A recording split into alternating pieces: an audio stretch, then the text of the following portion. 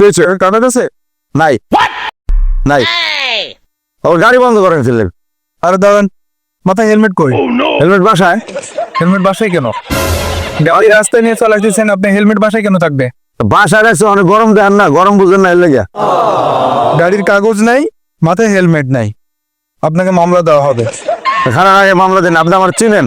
হ্যাঁ, আপনি আমার চিনেন? কে আপনি? কারণ দেখাতেছি।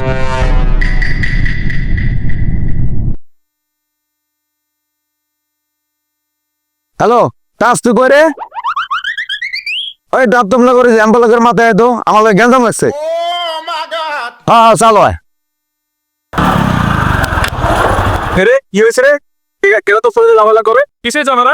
স্যার ওর একটা মামলা দেন, ওর লাইসেন্স নেই।